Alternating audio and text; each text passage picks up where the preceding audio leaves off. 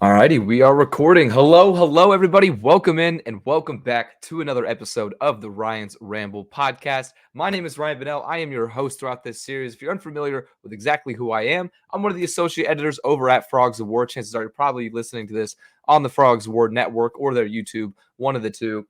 So as always, just like to start off the episodes by saying shout out to Frogs of War as a whole for giving me the opportunity to have this platform, make some picks. It's always a blast. Every week it is. And what exactly is this podcast? Say it every intro. It is the one-stop shop for all of your college sports betting needs, particularly college football right now. We're going to transition into basketball once the football season is over. But for now, it's football, and more football.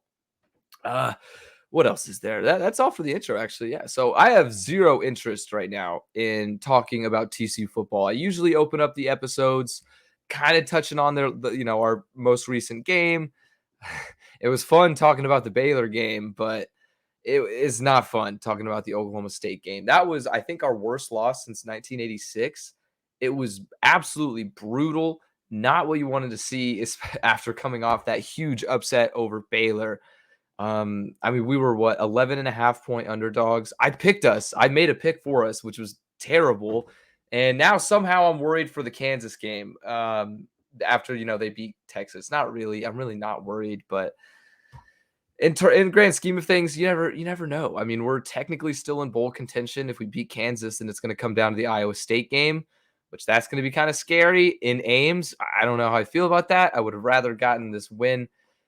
I don't know. I really didn't think we could win against Oklahoma State. Maybe a little part of me did after that huge upset against Baylor, but all in all, I thought we could have covered. I thought we could have competed.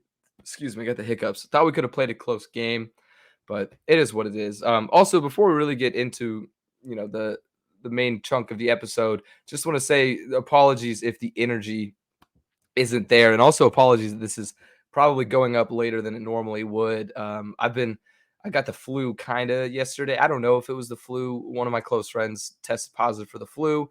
I took this flu medicine, made me feel massively better, but the past 24 hours or so have been kind of up and down for me physically. But we're here. The show must go on. We're here. We're still going to make some picks. But before we get into our picks, let's talk about what we learned last week. This is a segment I always do at the beginning of the episode.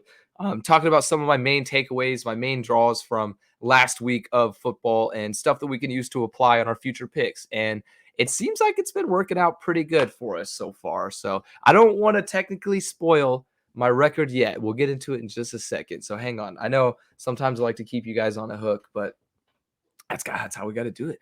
I'm actually so stoked after last week. I will say it's 9 consecutive winning weeks though. That's all you need to know for now. So what we learned last week, maybe the playoff committee was right for ranking a 9-0 Oklahoma at 8. I gave them a lot of flack for it whenever the original rankings came out and everything. And also, I really don't have much to add about the rankings this week compared to last week. I mean, it's really the same sentiment. Why is Oregon number 3 over Ohio State? Which, if their argument is, oh, they won the head-to-head matchup, then why is Michigan ahead of Michigan State when Michigan State literally won that head-to-head matchup 3 weeks ago?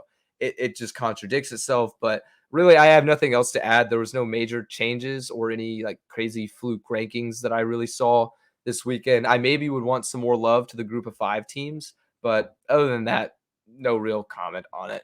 But anyway, back to the Oklahoma. Maybe they were right for having them at 8. They hadn't played anybody whenever they were 9-0. First real big game they play, Baylor on the road. I mean, sure, they only lost by 13, but I feel like Baylor dominated that game. I mean, Oklahoma just really, really didn't look good. I think, and of course, this may sound like a no duh type thing, but I think Oklahoma looked bad more than Baylor looked good. Like Oklahoma definitely had chances to compete in that game, and they didn't. They couldn't come away with it. So makes us look better though. TCU, we beat Baylor and they go off and beat a top 10 team right after that. So makes us look a little bit better for that upset. But anyway, on to the next. Penn State. I've talked about Penn State from time to time. It's been kind of a roller coaster for them this season, but Penn State's offense is just about as reliable as a slot machine. You never know what the hell you're going to get. They had a really, really weird, bad, fake field goal call that ended up in disaster last week against Michigan. They should have taken the points. They only lost by 4 points to Michigan, but they had a lot of opportunities to win that game. They kind of shot themselves in the foot a little bit. I think James Franklin is really out of there. He's mentally checked out. He's done. I don't know where he'll end up, but it's not in Happy Valley. And also now looking forward, fading the Nittany Lions might be the move, which is we're gonna fade the Nittany Lions this week. We'll get to it on my card in a bit, but it might be the move for the rest of the season. I mean, I know there's only 2 games left, which is nuts. That's man, that actually is kind of sad. There's only 2 games left. College football goes by so fast. Also, oh my God, I didn't even mention this too. This weekend, tomorrow, I guess, against Kansas is my last TCU football game as a student. It's a moment of silence, tear. It has gone by too fast. Growing up a TCU fan, it's actually kind of wild because we've had our moments. We've had all this history, all these great memories with Gary and everything. But then as soon as I got to college, we haven't had more than a 7-win season in the last 4 years. I think that's right. But yeah, either way, we have not been great since I've been in college. Maybe I'm the jinx. Maybe I graduate and next year we have a 10-win season, go to the Big 12 championship. Maybe that's all it's going to take is just for me to get out of here. But who knows? Now back to it though, with what we learned. Next up is sticking with kind of the TCU game. Oklahoma State though. Oklahoma State is severely underrated. I believe they're at number 9 in the latest college football playoff rankings. So I guess that would be my real complaint about the latest rankings would be I think Oklahoma State. I personally have them at number 6 in my rankings. And maybe this is partially influenced by the fact that they creamed us at TCU by 46 points. Absurd. But they have the number 3 overall defense in the country behind only Wisconsin and Georgia. Not enough people are talking about this. They're playing a new brand of football over there in Stillwater, and it's working out for them. It's crazy to think though their only loss this season is Iowa State. And of course Iowa State was 7-point favorites in that game, so Vegas just knows everything. They just know when upsets are going to happen. It literally, even though technically I guess it wasn't an upset because they were favored. You see what I mean though. So yeah, like I said, I personally would have Oklahoma State ranked at number 6.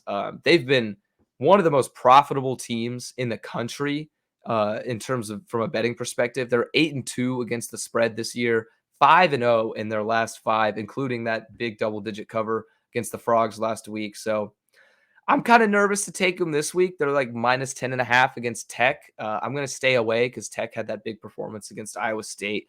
And a lot of experts are kind of riding with the Red Raiders. I don't know why. It makes me a little bit nervous, so I'm staying away from them this week. But moving on to another team, I am still 50-50 on whether I want to actually place a bet on them or not, is Old Dominion. Old Dominion is a wagon. Okay, they are 7-3 against the spread this year. Not quite as profitable as Oklahoma State, but they're 4-1 in their last 5, and they've won their last 2 underdog games outright. They started 1-6 this year. They're now 4-6, and technically in bowl game contention.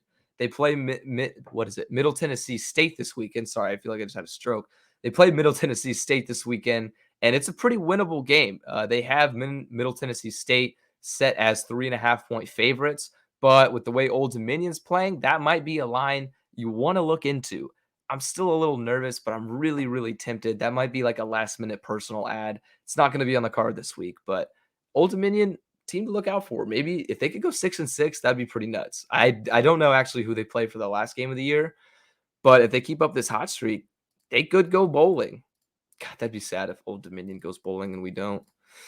I mean, I know the conference, yada, yada, whatever, but still, it'd be sad. All right. Anyway, next up, what we learned is the future of the playoffs is in the hands of the SEC championship game. I know this is kind of straightforward, obviously, but I mean, seriously, if Alabama beats Georgia, we could have a completely different looking playoff than if Georgia beats Alabama. And I mean, you can go ahead and pencil them in. That's good. That's going to be the SEC championship game. It's Georgia versus Bama. I wish there was a way that both teams could lose, but unfortunately, there's not. And in this scenario, or I guess this hypothetical, because it isn't scheduled quite yet, I would rather see Georgia win because that gives Cincinnati just a tad bit more of a chance to squeeze in. Actually, a lot higher of a chance to squeeze in if Bama has 2 losses. So really, really rooting for Georgia in that, which feels weird to say because I just in general don't like both teams. I would rather see both teams lose. Anyway, though, next up, we got Texas Tech's kicker. Was talking about the Red Raiders a little bit, but Tech's kicker, Jonathan Garibay. I hope I said that correctly. But either way, Jonathan, hell of a performance this weekend. He, in my mind, just earned himself an NFL contract eventually. He just made a 62-yard game winner this past weekend against Iowa State. And though this really doesn't affect how we're gonna, make our picks in the coming weeks, this isn't really a true what we learn to apply to the future type thing. But I thought this is kind of just one of those things I needed to point out. It was nuts. The Tech actually kind of choked the game a little bit. They were up by like 17 at one point. It was a tie game, 38-38. But man, this kid came up clutch. I see you, Jonathan, with the 62-yarder. I was watching that. I was actually in Austin in a hotel room, and I remember just watching it. And it would have been good from 70. That thing was a boomer. He has a cannon for a leg. That was crazy. You don't see that in college very often, especially with the NFL, how many missed kicks there's been. My goodness. Give that man a contract immediately. That is all we got, though, for what we learned last week. Now, in terms of last week's picks, I kind of teased a little bit at it, but our final record last week, we finished 7-4 for our 9th consecutive winning weekend. Or I guess in other terms, our 9th consecutive weekend with a winning record. So the streak stays alive, baby. I'm hyped. I'm all for it. The confidence is as high as ever. But again, as always, I am cautious. I know how easy it is to lose 10 bets in a single day. It's way easier than it would be to win. It could happen at any moment. It is what it is. Sometimes the betting gods are cruel, but they have been very gracious to us this season. With last week's record, that brings us to 77, 57, and 2 on the year for a 57.5% win percentage, which I am extremely proud of. If we can get that up to 60%, I'll go bananas.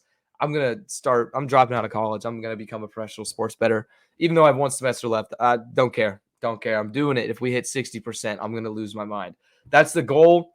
Is it a very achievable goal? Not necessarily, because there's only 2 weeks left, and I would have to go like kind of perfect to get up to 60%. But really, anything above 50% is golden. Anything above 52, especially, is a decent profit in the grand scheme of things. So I love that. I'm totally happy with that.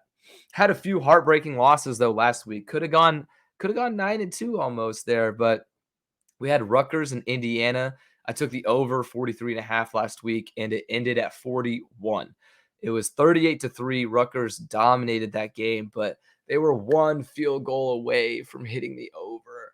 It was painful, but in hindsight, I should have taken Rutgers team total. Whatever it was, I guarantee it hit. And Indiana they're back to looking like Indiana football, I guess. They had that one kind of decent year of 8-4 last year, but I'm sorry, I had to make time for a beer sip, And then also, I wouldn't really consider this one a heartbreaking loss, more so an embarrassing loss, but it was TCU plus 11.5 because I was really confident on that. I thought it was a lot of points. I thought we could at least play a close game after that. But that's on me. All right. That was a bad call, bad pick all around, bad day to be a Horned Frog then. But it is what it is. C'est la vie. We move on. I'm definitely not picking anything TCU related this week. And last but not least, tier 1 picks were beautiful again. We went 3-0 in tier 1 picks, which are my most confident, biggest bets of the week. I had Michigan money line, Air Force -2.5 versus Colorado State, and Nevada +3 at San Diego State. And Nevada ended up only losing. They lost that game by 2 points. So they covered the spread by 1, which was beautiful. Great way to end the day on some West Coast late night football. Loved watching that happen at 1 a.m. I was in a hotel bed. It was beautiful. Gorgeous. All right, let's hit on to this week's picks. So I always talk about TCU from a betting perspective here before we go into my actual card, but I genuinely have no interest in making a pick for TCU or even talking about it. But I will read off the spread and over under. TCU are 21-point favorites against Kansas at home, meaning Kansas are 21-point underdogs. The over-under is set at 65.5. I really don't know what to think, and I don't care. I'm staying away from this game at all cost. I'm just gonna go enjoy it. I don't want to be sweating out a bet. I'm just gonna go enjoy my last game as a student. I'm actually going up into the Club Legends suite thing. I'm pretty stoked about that. That'll be nice. The all you can drink, baby. That's what I'm really excited for. But all in all, aside from the TCU game in general, I just don't love the board this week. I'll be honest. This is a smaller card than usual. Only two of them are tier one picks. And you can't force it. I've had a bad habit too in the past. Like on last year's Ryan Ramble, I would get cocky with I would end up making way too many picks and they would dilute it. You got to have quality over quantity. I try to usually get at least around 10 just so there's enough to talk about and everything. Plus, I'm kind of a degenerate. So, like, making less than 10 picks on an entire weekend or an entire slate of college football, that's hard for me. Okay. It's a little hard for me. I do typically sometimes even get to 20, but I try to stick to around like 12 to 15. Anyway, this week, I think we ended right at 10. So I'm going to take a sip of water and we can get into our tier three.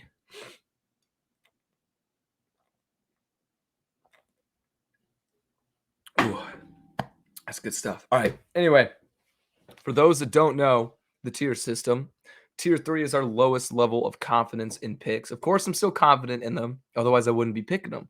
But it is the lowest level of confidence, probably my smallest amount of units per play. Tier two, again, that's right in the middle. And then tier one are my absolute favorite plays of the week, my heaviest bets, my hammer picks, you could say. But yeah, let's go ahead and start on the low end of things with tier three. It's kind of a weird structure. We got 5 tier three picks, 3 tier two, and only 2 tier one. So again, like I said, though, you can't force it. You really can't force it. If you're not feeling ultra confident, don't place too many units. You have to be smart with these things. A lot of times, really maturing in sports betting is learning to bet with your brain and not your heart. Exhibit A, my first pick on this card is Maryland plus 14 and a half at home versus Michigan. And this is not like me to fade the Wolverines. I've been really high on Michigan all year. I've been talking about them all year. But this is a lot of points to work with right here. A lot of points to work with. Another example, betting with my brain right now and not my heart. My heart tells me Michigan is obviously the better team, but this is quite a few points. And Michigan has also not necessarily dominated the spread. They had like that 3-point win against Nebraska.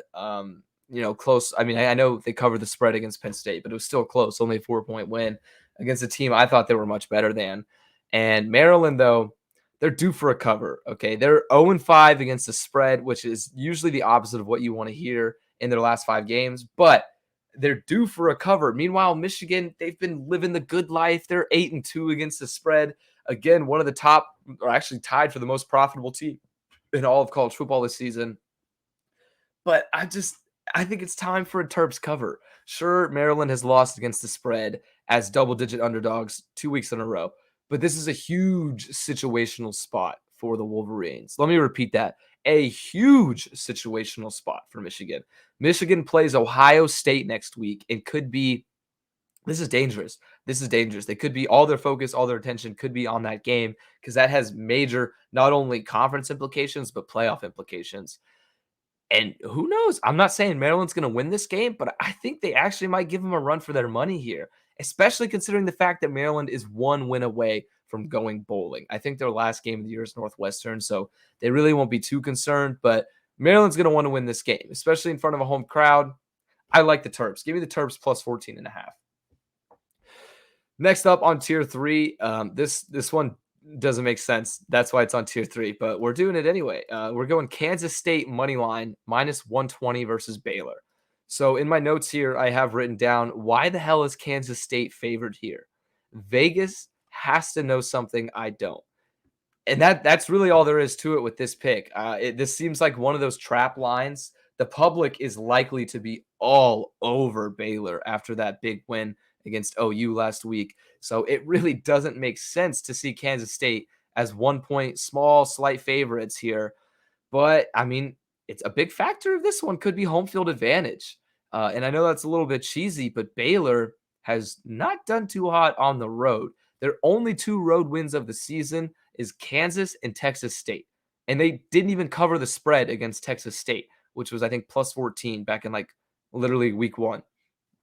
And their other 2 road games, lost to TCU, lost to Oklahoma State. You can excuse the Oklahoma State loss. They definitely should not have lost to TCU this year. I'll be one of the first ones to say it. But again, this is similar to the last game with Maryland. This is another situational spot.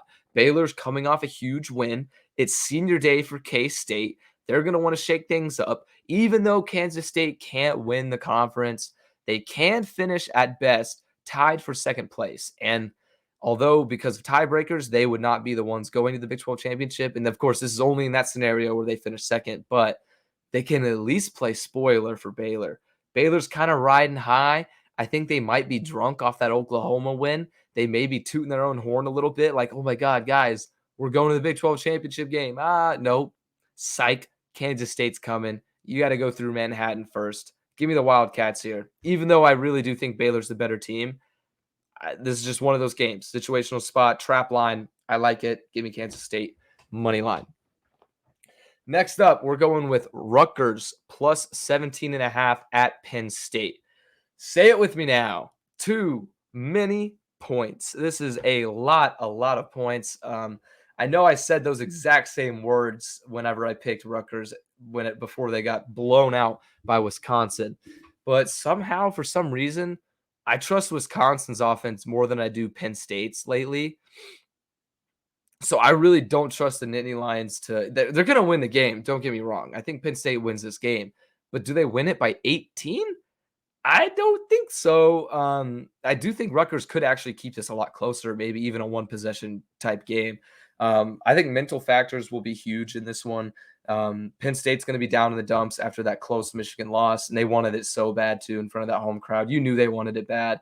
They just made a lot of bad calls. I mean, they shot themselves in the foot. It was a weird game for Penn State. And other than that, weather too could play a huge factor in this. I think weather could turn this into a really low scoring, close dogfight type game. It's going to be 40 degrees outside with 10-mile-per-hour winds. It's always a recipe for a close game historically. So Rutgers offense, if we want to look at the numbers, Rutgers offense is not much to show for whatsoever, but their defense is surprisingly clutch from time to time. They come up big every now and then. They're 31st. They're ranked 31st in the country in terms of rush success, going up against the Nittany Lions, 117th ranked offense in the same category. And also their defense is ranked 12th in the nation in terms of finishing drives, which means once their opposing team gets into scoring position, they stop them from scoring. And Penn State in that same category is only 92nd in the country. So those are some favorable matchups. I like to see that. Again, like I said, I do think Penn State wins this game. I just don't think it'll be by 18. Rutgers for the cover. I feel like I've been all over Rutgers games this year. It's kind of weird. I don't know why, but I kind of like it. It's been fun. Go Scarlet Knights. Anyway, next up, another big spread. We're going with, this is just underdogs galore. We're going Georgia Tech plus 17 at Notre Dame.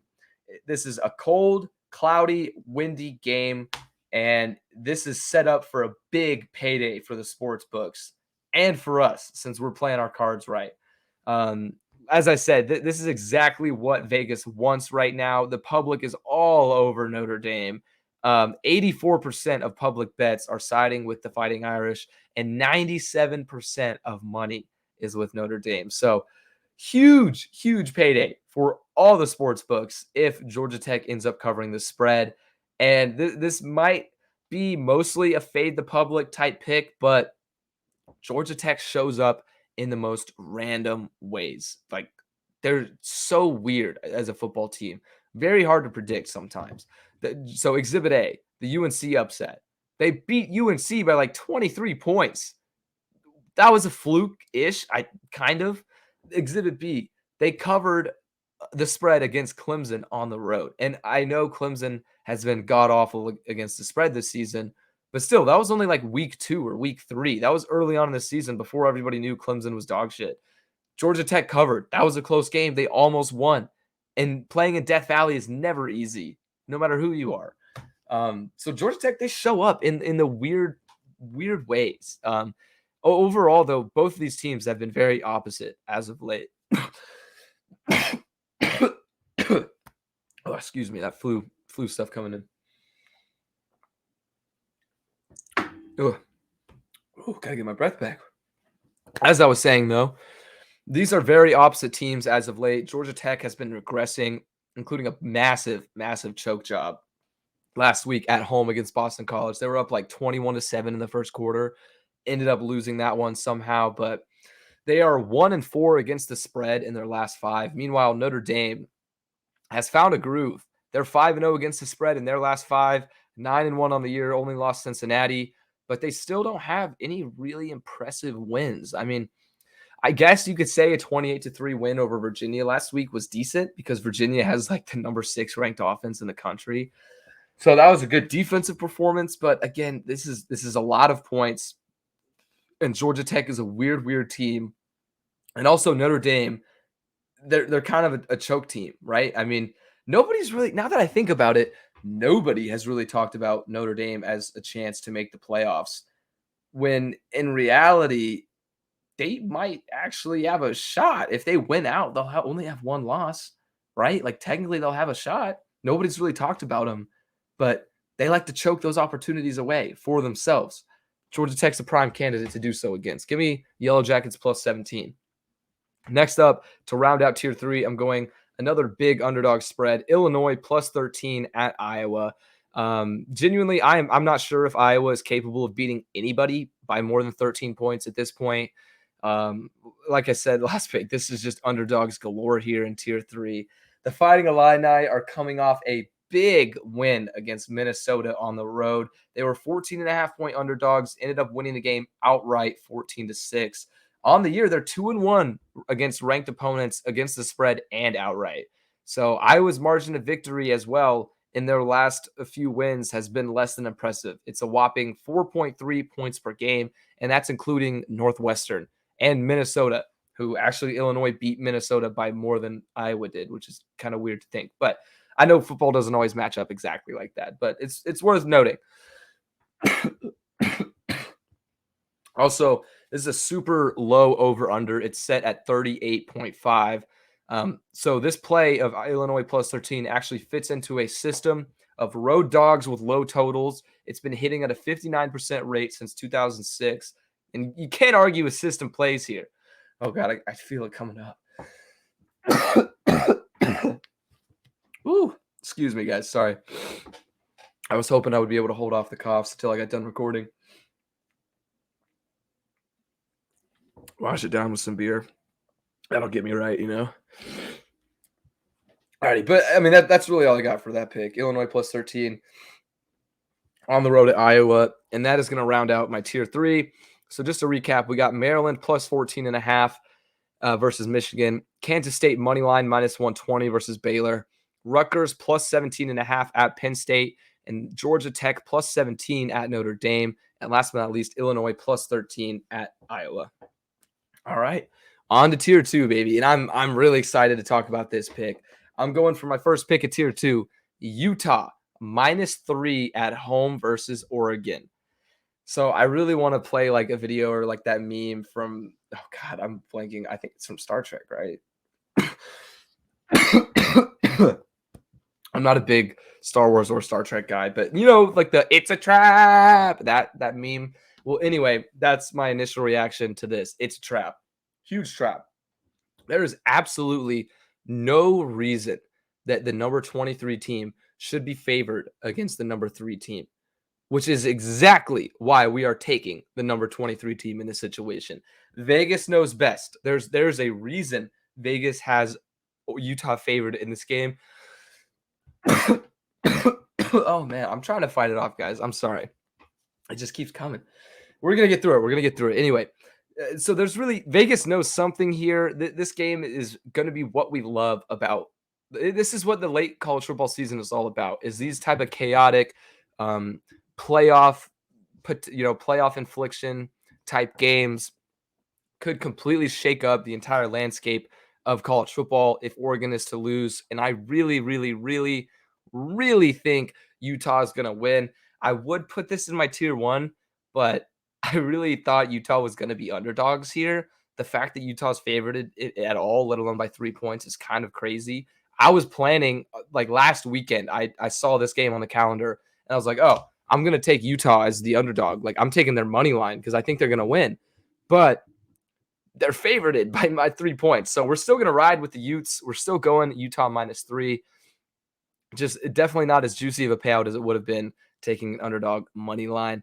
The Pac-12 in general, though, loves to beat itself up, and the Utes here have a chance to ruin the Ducks season in front of their home crowd, and especially I think it's in prime time too. So they're gonna chomp at the bit to get this game under their belt. And this is also likely a preview to the Pac-12 championship game because Utah's winning their division, Oregon's winning their division. They're both 2 games ahead. So whoever loses, they're still going to be ahead of their division. I think this is probably what we're going to be looking at for the Pac-12 championship game as well, where Utah's going to win this one, though. All right, next up on tier 2, we got Louisiana, the Ragin' Cajun, baby, +4.5 at Liberty on the road. I am really, really confident in this pick. And you might be asking, well, Ryan, if you're so confident, why didn't you put it in tier 1?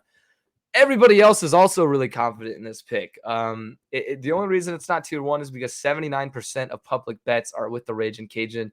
And if you know this podcast, you know we like to fade the public a lot. They lost their first game of the year against UT. And since then, Louisiana is 9-0. Not too great against the spread. I think they're 4-6 against the spread. But Liberty also not too great either. They're like 6-4. Against the spread. In terms of outright games, like I said, Louisiana, they've won 9 straight, 9-1. They're killing it. Billy Napier, killing it, doing a great job. And then Liberty, on the other hand, they have Malik Willis. They have this hype, big name draft prospect. They've dropped a few questionable games. The biggest question mark was losing to Louisiana Monroe, despite being 32.5-point favorites.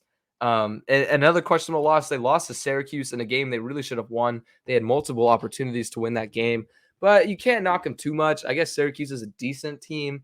They've overachieved this season slightly, but in general, Liberty has shown question marks, and I really feel like the market is overvalued on the Flames. I feel like it's a big part is because of Malik Willis and because the public is still heavy on Liberty after their crazy against the spread run last season.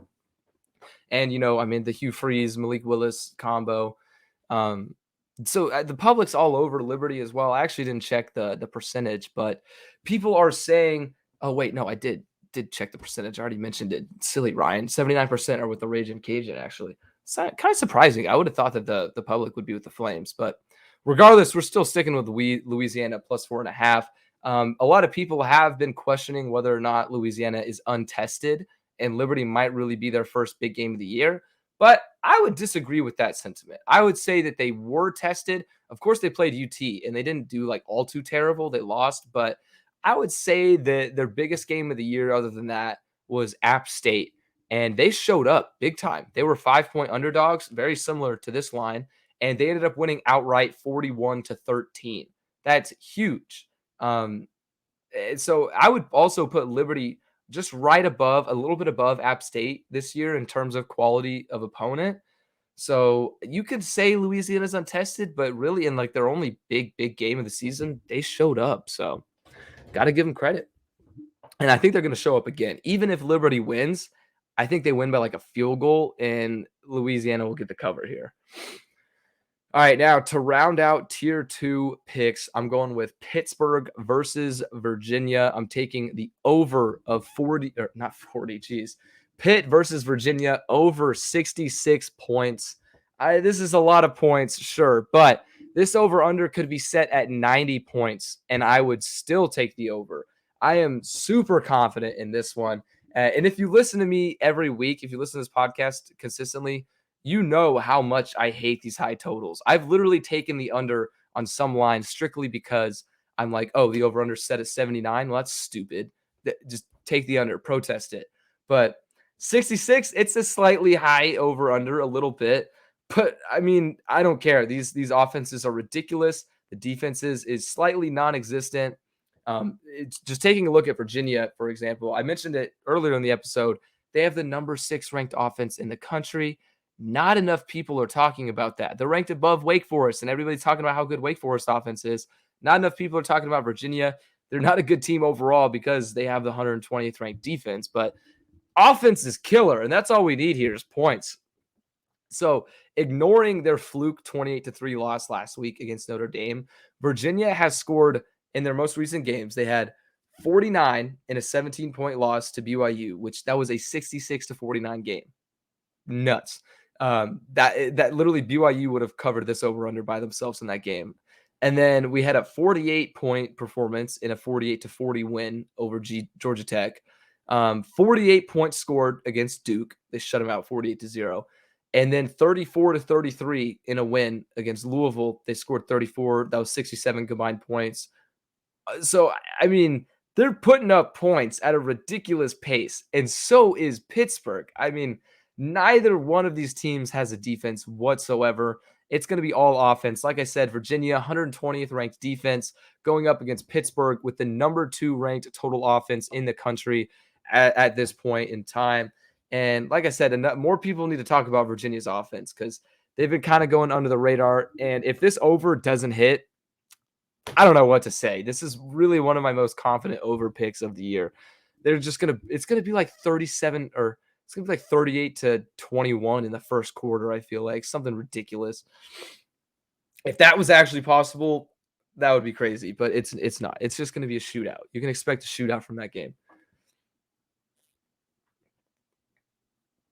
All right, and that rounds out Tier 2. Just to recap, in Tier 2, we had Utah -3 versus Oregon, Louisiana +4.5 at Liberty, and then Pittsburgh versus Virginia over 66. All righty. Now, the moment we've all been waiting for, Tier 1, my absolute best bets of the weekend. Only 2 of them this week, but if they're anything like our last Tier 1 picks or in recent history, Tier 1, we're looking at another 2-0. Maybe I'm a little cocky, but this is a 2-0 in my mind. Otherwise, I wouldn't have put him in Tier 1. So Nebraska, I'm going to buy. So the spread actually in this game is Nebraska +9.5 at Wisconsin, but I'm going to buy half a point here. This is a huge, huge half a point. It could change everything for us. So we're going to buy half a point, take a little bit juicier odds, and get Nebraska +10 at Wisconsin. So I know what you're thinking.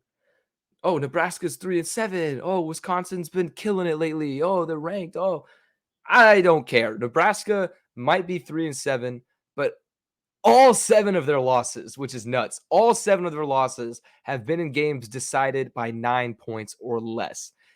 This sounds weird to say, but I genuinely think they might be the best 3-7 team of all time. They have played much better teams than Wisconsin this year, and they have covered in tighter spreads than that. They had a 3-point loss to Michigan State, who I would say is better than Wisconsin.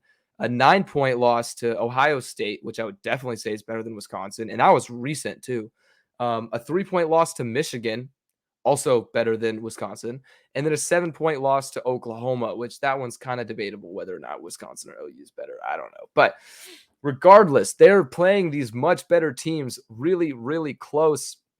So if history repeats itself, +9.5 would be golden, but that +10, that half a point gives me that extra layer of security. I really like it. Sure, Wisconsin have been rolling teams as of late. They have 5 straight conference wins of 17 points or more.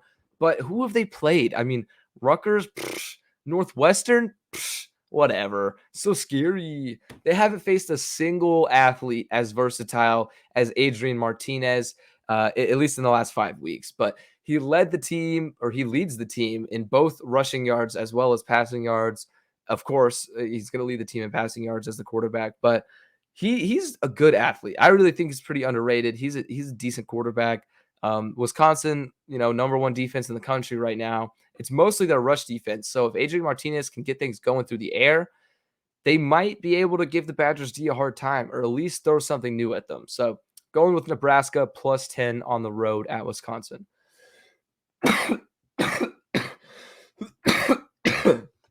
Oh my. Ooh. All right, you can do it, Ryan. No more coughing. Last pick. I gotta summon the energy. You could probably tell I'm like kind of tearing up because I'm holding back coughs and stuff. Okay, screw sickness. But anyway, last pick on the card, tier 1 pick. We're going Iowa State at Oklahoma under 59.5. Now, I love me some windy unders. The wind is estimated to be about 16.5 miles per hour at kickoff in Norman and mostly cloudy as well. So, possibly a chance of rain. Damn it, Ryan. Oh, I was doing so good. Okay, anyway, sorry, I got to focus now. Wind estimated to be 16.5 miles per hour. Um, all in all, we're 2-0 on our last Iowa State under picks. I think we had it against Texas, and we also had it against Oklahoma State. Both of those hit. So why not make it 3-0? You know, we've been doing well on the Iowa State unders. Let's keep that going. Excuse me. Other than Baylor, Iowa State might be the best defense Oklahoma's faced this season. It's kind of tough to say after they just gave up 41 to Tech last week, but it could be true. I mean, and if anything goes like last week, Oklahoma put up 14 against the Bears with a decent defense. So I wouldn't be surprised if Oklahoma struggled. They're only 3-point favorites against Iowa State, which again doesn't really make too much sense. A lot of experts are on the Cyclones for the spread. I'm staying away from it, but this is somewhat, all in all, it's somewhat of a gut feeling. This is going to be a low scoring dogfight. I could see this game. Really, my score prediction is probably 24-20. Either way, I don't have an opinion on who's going to win this game, so I'm staying away from the spread. But I do love the under of 59.5. So round out tier 1, we got Nebraska plus 10 at Wisconsin. We are buying half a point from plus 9.5 to get that double-digit spread, and also Iowa State at Oklahoma under 59.5. So that is it for this week of college football picks. Like I said earlier in the episode, we are riding 9 consecutive weekends with a winning record. This weekend could be number 10. It could be double digits. They said it couldn't be done. You know, I'm going to start pulling out Drake quotes. They said it couldn't be done. Started from the bottom. I mean, we did start 10-17. We started out pretty rough this year, but we bounced back in emphatic fashion, and we've kept that train rolling all the way until I think this is our 14th episode doing this. So love to see that. And also love to see you guys in the comments section. Love to see what you guys are picking. Let me know. Leave some comments. Who are your favorite bets of the weekend? What big game are you going to be watching? Other than, of course, you know, the biggest of them all, TCU Kansas. Ooh. But anyway, let me know if you're tailing or fading these picks. Of course, they're here to tail, but if you fade, I'll totally understand. It's just kind of damn it, right. Okay, the coughs, that's a sign. Sign to end the episode. I'll see you guys in the Carter this weekend. As always, thank you for listening. I'll be back with another episode of Ryan's Ramble next